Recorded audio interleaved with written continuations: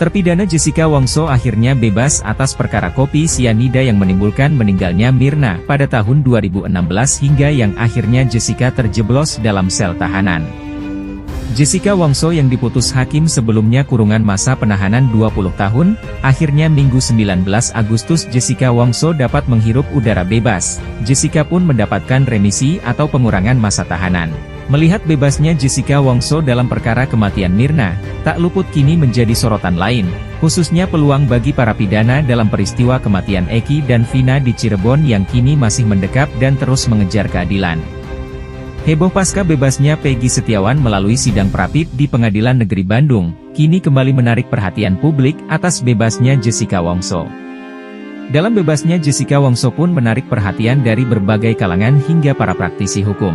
Lantas bagaimanakah pendapat para praktisi hukum dalam melihat perkara Jessica Wongso yang kini telah bebas, sebelum habis masa tahanan yang sudah dijatuhkan hakim 20 tahun kurungan penjara?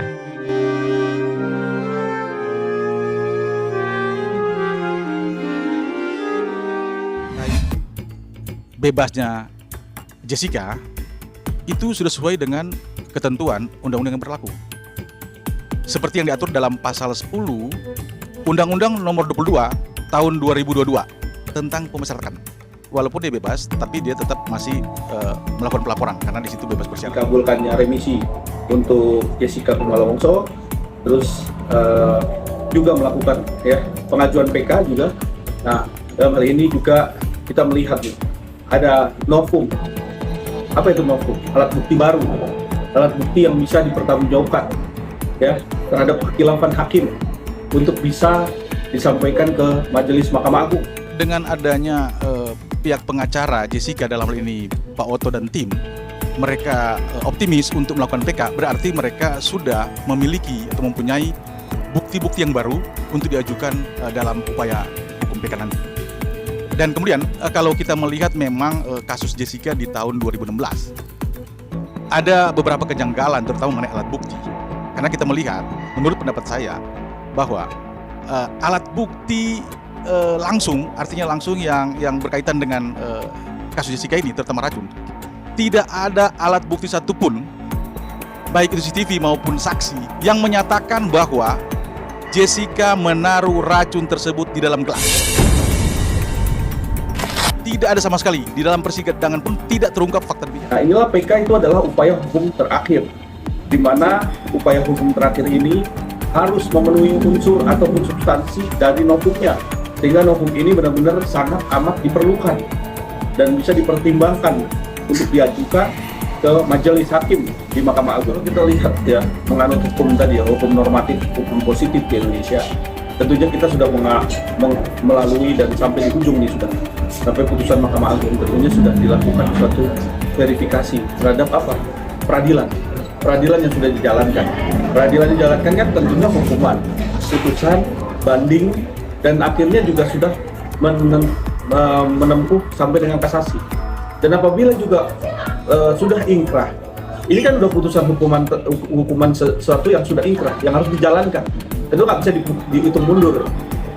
Nah, jalan satu-satu upayanya adalah PK.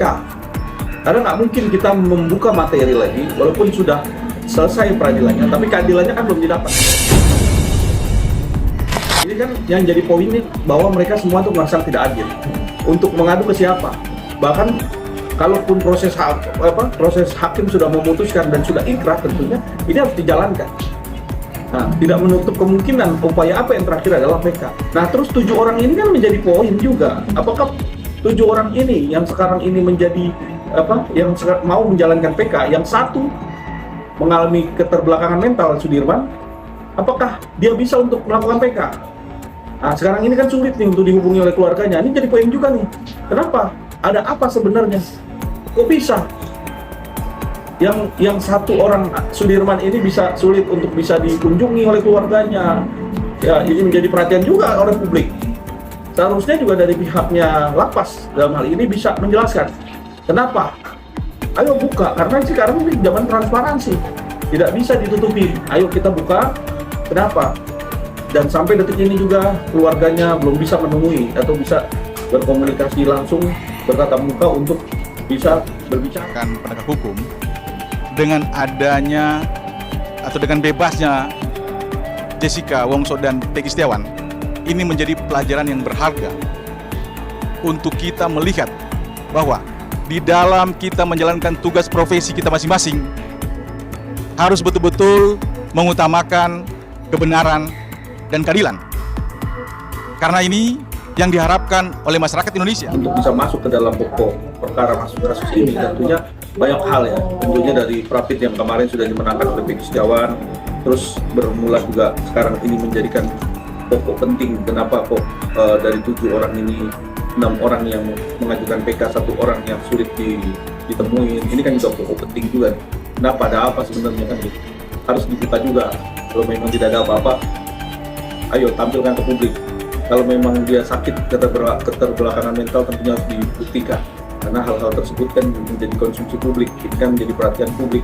Jangan sampai ini menjadi satu polemik yang sekarang ini, polemik kasus ini menjadi berkepanjangan sehingga tidak menimbulkan satu opini-opini yang menyesatkan, sehingga juga kasus ini bisa bergulir, berjalan sesuai apa yang kita semua harapkan. Tentunya siapa pembunuhnya, apa motifnya.